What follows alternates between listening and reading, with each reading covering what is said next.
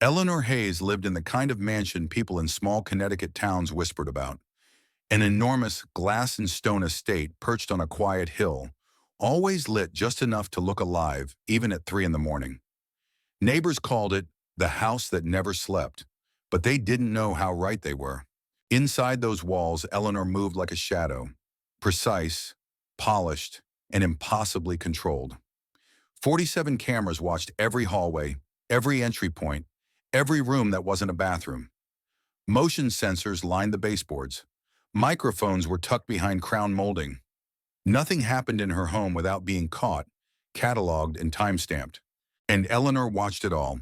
Most nights she sat in her study, a sleek room smelling faintly of coffee and cold air, scrolling through footage on her wall-sized screen. She'd pause, rewind, zoom in, zoom out. The routines of her staff had become as familiar to her as the ticking of a clock. She didn't do this out of cruelty. She did it out of fear. After losing her mother to a preventable medical mistake, Eleanor had convinced herself that blind spots were deadly. If she didn't control everything, she would lose everything. So she monitored, she analyzed, she lived through her cameras. That particular Tuesday night began like any other. The house was quiet, too quiet, except for the soft hum of Eleanor's servers. She sipped her lukewarm decaf and clicked through feeds. Garage and kitchen, main hall, pool room, all routine. Then the new feed lit up. Janitor, night shift, cam 12. The new hire had arrived for his first night. Jack Miller, 40 years old, widowed, father of one. His file said he was reliable, respectful, calm under pressure. Eleanor didn't trust files. She watched him step inside. Tall, weather-worn face, slightly tired eyes but steady, focused.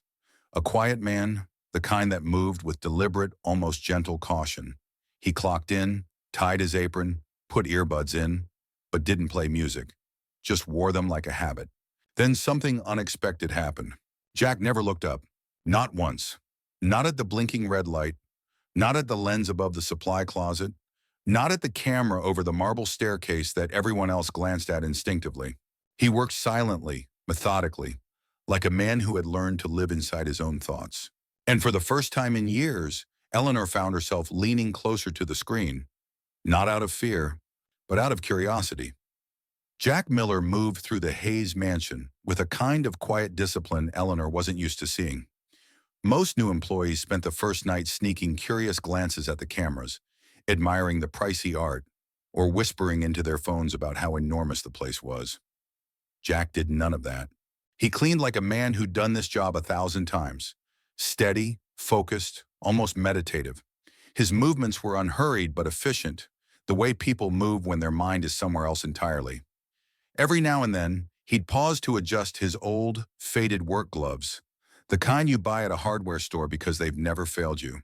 Eleanor zoomed in, studying him the way she studied market charts, looking for patterns, inconsistencies, motives. She found none. Jack didn't linger in any room.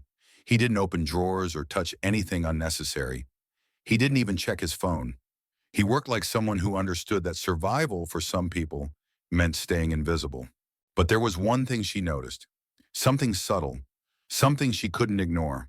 Jack carried himself with a tired sincerity, the kind you see in widowers at grocery stores late at night, picking up cereal for a kid who refuses to sleep without a full stomach. There was a heaviness in his posture, but also a gentleness, like he refused to let the weight turn him bitter. Near the end of his shift, he stopped in the west hallway, right in front of the large portrait of Margaret Hayes. The camera angle caught the moment perfectly. Jack didn't touch the frame, didn't step too close. He simply stood there, hands tucked behind his back, eyes soft with something that looked almost like familiarity or longing. Eleanor straightened in her chair. Why that painting? Why that look? For the first time in a long time, the surveillance queen felt something unexpected, a question she couldn't answer with a camera. The next night, Eleanor didn't even pretend she was working. She sat in her leather chair with her coffee turning cold again, eyes fixed on cam 12, waiting for the moment Jack would appear. Something about the way he paused at her mother's portrait lingered in her mind like a splinter she couldn't pull out. When Jack finally stepped into the west hallway, Eleanor leaned forward, her heartbeat picking up in a way she didn't recognize. He walked with the same steady, unhurried rhythm, someone shaped by long days and even longer nights. He didn't seem nervous, curious, or impressed. Just present, just quietly human in a mansion built to keep humanity out. And then it happened again. Jack stopped in front of Margaret Hayes' portrait. Same posture, same almost reverent stillness. But tonight Eleanor noticed something she'd missed the first time. The subtle movement of his lips, not wide enough to match a whisper, but intentional, soft, private, like a man speaking to a grave. She zoomed in, adjusted the sound feed, switched microphones. Nothing. Just the faint hum of the hallway vents. Jack stood there for nearly a minute. Not frozen, calm, grounded. The way people stand when they're remembering something that still hurts but doesn't bleed anymore. Then he inhaled slowly, the kind of deep breath people take before facing another day they didn't choose but still show up for. He turned and walked away. Eleanor kept staring at the frozen frame long after he was gone. She wasn't used to mysteries in her own home. Cameras were supposed to eliminate uncertainty, strip away secrets, expose intentions, keep danger predictable. But Jack wasn't predictable. Jack's silence wasn't empty, and whatever he was saying to her mother's portrait wasn't nothing. For the first time in years, Eleanor felt something unfamiliar creeping into her carefully controlled world. Curiosity mixed with unease, the dangerous kind. By the fourth night, Eleanor Hayes had crossed a line she once promised herself she never would. She upgraded the mansion's surveillance system, not for safety, not for liability, but for one single man she couldn't figure out. Technicians came in during the day, clueless that the billionaire hovering behind them wasn't checking their work, but checking their speed. By sunset, the west hallway had a new directional microphone, the kind used in documentaries to catch distant dialogue. The cameras were sharper now, crisp enough to pick up the texture of fabric. Eleanor told herself it was routine maintenance, but the excuse didn't convince even her. That night, she sat in her study with a posture tighter than usual. Her fingers tapped impatiently on the desk as she opened the upgraded feed for Cam 12. The moment Jack's figure appeared, she clicked the audio toggle with a kind of desperate precision. Jack moved through the mansion the same way he always did. Steady, reliable, almost graceful in a plain, working-class way. The new cameras revealed small details Eleanor hadn't noticed before. The faint wear on his boots, the slight fray at the shoulders of his jacket, the tired dignity in his face. He looked like someone who'd been carrying too much for too long, yet still refused to drop a single piece of it. Then he reached the portrait again. Jack stood in front of Margaret Hayes just as he had the nights before. His shoulders softened, his head dipped slightly, his lips moved, clearer this time, but still too quiet. Eleanor froze. The microphone picked up everything, the air vent, the settling of the floorboards, even the soft rustle of Jack's clothes.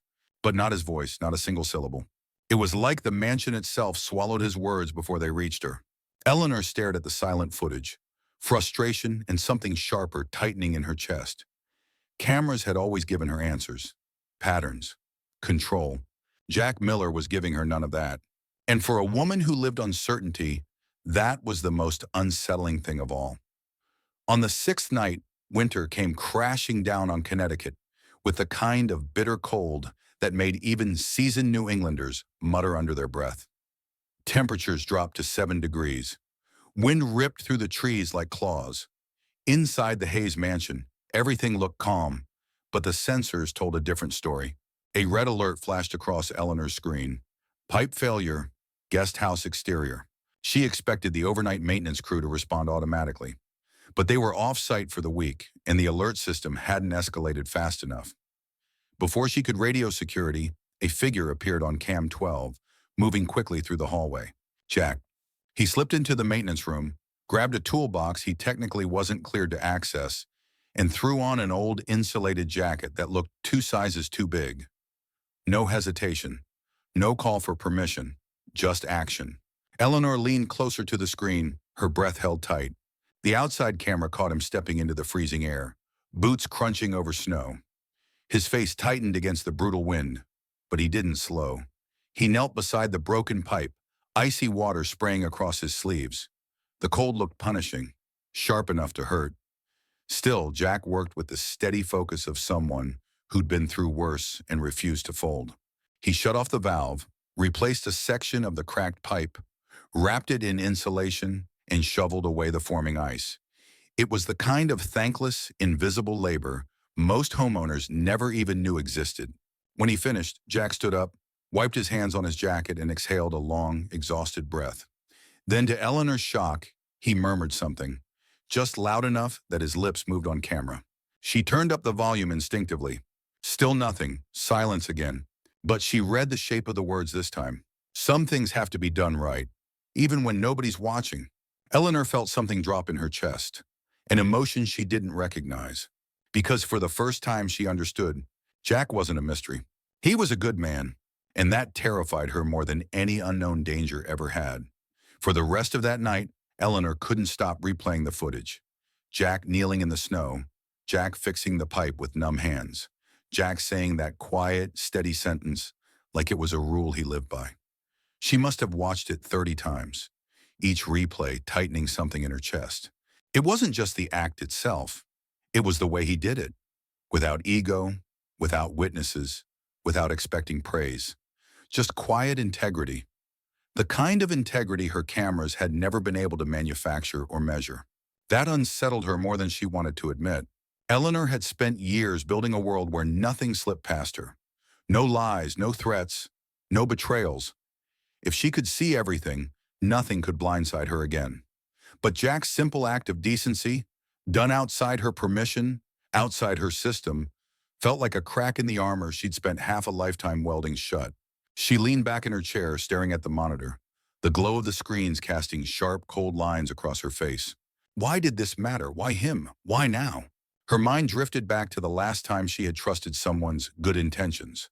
Doctors who minimized her mother's symptoms, administrators who ignored red flags, people who smiled while assuring her everything would be fine. Every one of them had been wrong. Trust wasn't a virtue to Eleanor, it was a risk, a dangerous, unpredictable gamble. Yet here she was, feeling the fragile beginning of trust tug at her like a thread she didn't dare pull. On the screen, Jack finished mopping the hallway as if the freezing rescue outside had barely touched him. He checked his watch, stretched his tired shoulders, and quietly continued his shift. Steady, predictable, real. Eleanor closed her eyes for a moment. She hated how vulnerable the truth felt. Jack Miller wasn't a threat, he was decent. And for a woman who'd armored herself against disappointment and heartbreak, decency was the one thing she no longer knew how to handle. Eleanor didn't plan the moment. It just happened. Quietly, impulsively, almost against her own will. On Jack's 7th night, she watched him move through the mansion with the same steady rhythm she now recognized like a heartbeat. When he turned down the west hallway, Eleanor felt her pulse spike. She knew exactly what he was about to do, and this time, she couldn't sit behind the glass wall of her screens anymore. She smoothed her blazer with slightly trembling hands and walked out of her study. The west hallway felt different at night. Cooler, softer, almost sacred. The long portrait of Margaret Hayes dominated the wall, lit by a warm sconce that made her mother's eyes look like they were watching everything. Jack stood there again, shoulders gently lowered, face calm and reflective. Before she could stop herself, Eleanor stepped forward. "Why this portrait?" Her voice came out steadier than she felt. Jack startled slightly but didn't retreat. He turned toward her, eyes tired but sincere, eyes that held the kind of quiet honesty she'd forgotten people were capable of. For a moment, they just stood there, two lives shaped by grief, unexpectedly intersecting under her mother's painted gaze. Jack cleared his throat, choosing his words carefully. "She reminds me of someone," he said softly, "someone who helped my wife during the last weeks of her life." Eleanor's breath hitched. Jack continued, voice low and warm with memory. "A nurse, kind, steady, the kind of person who makes unbearable things feel a little less cruel. I never knew her name, but when I saw this portrait," he looked at Margaret's painted smile, "I recognized that face, or maybe the feeling it gave me." Eleanor felt something crack gently inside her chest. Grief, recognition, disbelief all woven together. She had spent years watching Jack through cameras, but standing here, a few feet away, she realized something. No amount of surveillance could have prepared her for the truth she was finally hearing. For a long moment, Eleanor couldn't speak. The hallway felt smaller, the air heavier, as if her mother's painted eyes were listening too. Jack's words echoed through her, gentle, quiet, deeply sincere. The kind of sincerity she hadn't felt in her home for years. She steadied herself. "My mother was a nurse before she founded her charity," Eleanor finally said, her voice barely above a whisper. Jack's eyes widened, not with shock, but with understanding, like a puzzle piece had finally clicked into place. He nodded slowly. "That makes sense." His voice carried that soft, worn-out gratitude that belongs to people who've survived heartbreak and still choose kindness. Jack leaned lightly on the handle of his mop, gathering his thoughts.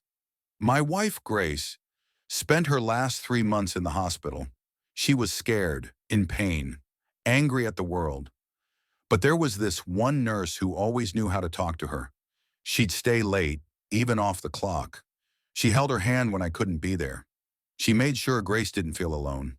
He paused, eyes glistening with a grief that hadn't faded, only softened with time. "I never got to thank her. She just disappeared after the funeral. Then years later, I saw this portrait on a charity website. And I knew." Eleanor swallowed hard. Her mother had never spoken much about the patients she bonded with. She kept those memories quiet, carrying them like sacred responsibilities. But hearing it from Jack, hearing how deeply her mother had touched one family, felt like someone had reopened a door Eleanor thought was sealed forever. For the first time in years, her voice trembled. "I didn't know she helped your wife." Jack gave a small, aching smile. "She helped all of us." The hallway fell silent again. Not cold, not tense, but tender, like something fragile was being rebuilt between them. For Eleanor, every camera she had ever installed suddenly felt useless. Because here, face to face, in the soft glow of the portrait light, she finally understood. Some truths can only be seen up close. The hallway felt warmer now, though the thermostat hadn't changed. Something in the air had shifted. Something human. Something vulnerable. Jack stood quietly, hands resting lightly on the handle of his mop, as if grounding himself. Eleanor stood across from him, her heart beating in a rhythm she hadn't felt since before her mother died. A strange mix of fear and clarity pushed her forward. "Jack," she said softly, "have you seen enough to trust me?" The question surprised even her. It slipped out before she could analyze it, before she could run it through the mental filters she'd sharpened over a lifetime of caution. It wasn't strategic. It wasn't calculated. It was painfully honest. Jack lifted his eyes to hers, steady, patient, deeply real. He didn't answer right away. He took a long breath, the kind people take when they're deciding whether to step into something that could change them. Then he nodded once, slow and sincere. "Have you seen enough to trust me?" He returned her question gently, like offering a hand instead of a challenge. Eleanor felt her throat tighten. She had spent years building a fortress of cameras, sensors, and protocols to avoid exactly this. To avoid being vulnerable to another human being's intentions. But here, in front of her mother's portrait, a man she barely knew had managed to disarm her more effectively than any threat ever had. Trust, a word she had treated like a loaded weapon. She could feel her defenses rising, the familiar instinct to retreat behind screens and data. But she fought it this time, letting the uncomfortable silence stretch between them. Her mother's face in the portrait seemed softer than usual, like she was urging her to choose courage instead of fear. After what felt like an eternity, Eleanor whispered, almost to herself, "I don't know." Jack didn't flinch. He didn't look disappointed. He simply nodded, as if he understood exactly what it meant for someone like her to even admit that much. And for Eleanor Hayes, that small honesty felt like the first crack of light after a long winter. The next morning, the entire mansion felt different to Eleanor, like someone had opened a window she hadn't realized was sealed shut. She spent hours walking through the halls, replaying the conversation with Jack on a loop in her mind. His calm, steady presence, his honesty, his grief, and her own trembling admission. "I don't know." It haunted her, not in a frightening way, more like a truth finally acknowledged. By noon, Eleanor made a decision that felt reckless and liberating all at once. She called the household staff into the foyer. Everyone gathered, housekeepers, cooks, security guards, standing beneath the tall chandelier that glowed with its usual golden warmth. They looked nervous, unsure why the owner herself was addressing them. Eleanor cleared her throat. "Effective today," she announced, "the camera system in all employee areas will be removed." A ripple went through the crowd. Shock, relief, confusion. Some even exchanged hopeful glances, the kind usually reserved for unexpected holidays. The head of security stepped forward. "Ma'am, are you sure? We rely on—" "I'm sure," she interrupted gently but firmly. Her voice was calm, but her heart raced as if she were doing something far more dangerous than altering a security system. That afternoon, workers climbed ladders through the hallways, unscrewing devices that had watched over the mansion and its people for nearly a decade. Eleanor stood by quietly as one camera after another was placed into storage bins. From her office window, she saw Jack finishing his shift outside, clearing a walkway dusted with fresh snow. He didn't know what she'd done yet, but part of her hoped he would feel it, this shift in the air, like the house itself was finally exhaling. For the first time in years, the mansion felt less like a fortress and more like a home. Eleanor watched the last camera in the staff wing come down, and a soft, unfamiliar warmth spread through her chest. It wasn't trust yet, but it was the first step toward it. Over the next week, the mansion grew quieter, not in a cold, sterile way, but in a peaceful, human way. Without the soft, mechanical hum of surveillance equipment, the house sounded almost normal. Eleanor didn't realize how exhausting constant monitoring had been until the silence felt like a blessing. She found herself watching the people instead of the cameras. Employees moved with a different kind of ease, no longer glancing nervously at corners or ceilings. Conversations in the kitchen grew warmer. Laughter, real, unguarded laughter, echoed in places that had once held nothing but the drone of electronics. And Jack remained exactly who he'd always been. Steady, humble, gentle around the edges, but strong in the ways that mattered. The morning she made her decision, Eleanor saw him outside clearing snow from the staff walkway, his breath fogging the cold air. He was wearing that old, worn-out jacket again, the one with frayed cuffs and stitching that looked like it had seen years of effort. She stepped out into the frost. "Jack!" she called. He straightened, surprised but attentive. "Morning, Ms. Hayes." Eleanor hesitated, her carefully crafted composure wavering. "I want to offer you a new position," she said. "Something we've never had before." Jack's brow furrowed. "A new position?" She nodded. "Director of Home Well-being." Jack blinked twice. "That sounds like a job you made up." "It is," she admitted, a small smile tugging at her lips. "But it's needed. Someone who makes sure the staff is supported, that people get time off when life happens, that emergencies don't cost anyone their job. Someone who looks out for the human side of this place." Jack's face softened with a kind of humble disbelief. "You think I'm the right person for that?" "I do," she answered without hesitation. Because for the first time, she wasn't choosing based on data or background checks, but on the quiet character of a man who always did the right thing when no one watched. Jack exhaled, a slow emotional breath that fogged the winter air. "Then I'd be honored." And for Eleanor Hayes, the word honored had never sounded so genuine. Spring arrived slowly in Connecticut, melting the last traces of winter from the Hayes estate. For the first time in years, the mansion didn't feel like a cold monument made of stone and fear. It felt lived in, softer, warmer, like someone had finally turned the lights back on in a place that had been dim for far too long. And Eleanor noticed it most in the small things. Jack's office, yes, his office, sat near the kitchen now, its door always open. Staff frequently stepped inside to ask for advice, schedule time off, or simply talk.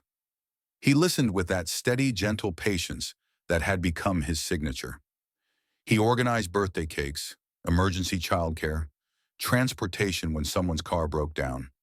Things no billionaire had ever thought to consider, but Jack instinctively understood. Lily, his daughter, visited the mansion often on weekends.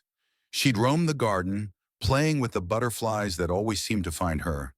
Eleanor would watch from her balcony, feeling something unfamiliar bloom in her chest every time the little girl waved up at her. But the biggest change came on a quiet Sunday afternoon. Eleanor walked to the west hallway, the place where everything began. The last camera, camera 47, still hung above the portrait of her mother. She had avoided removing it, maybe out of habit, maybe out of fear, maybe because it felt like her final layer of armor. Jack found her standing there, eyes fixed on the device. "You ready?" he asked softly. Eleanor nodded, though her throat tightened. "Help me take it down." He climbed the small ladder, unscrewing the camera gently, almost respectfully. When he handed it to her, Eleanor felt the weight of it, a compact little machine that had ruled her life for a decade. She placed it in a storage box. For the first time in years, the hallway felt human again. Eleanor looked up at her mother's portrait, tears stinging her eyes. "Mom," she whispered under her breath, "I hope I'm finally becoming someone you'd be proud of."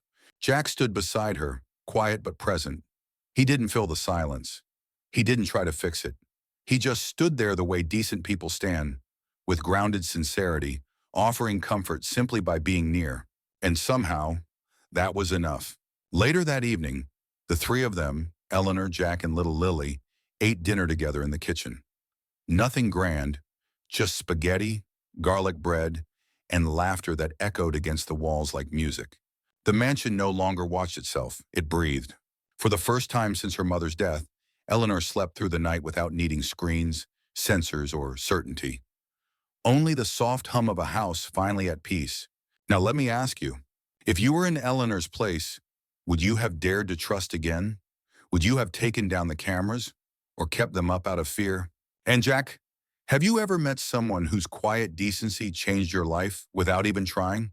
I'd love to hear your thoughts. If this story moved you even a little, don't forget to subscribe.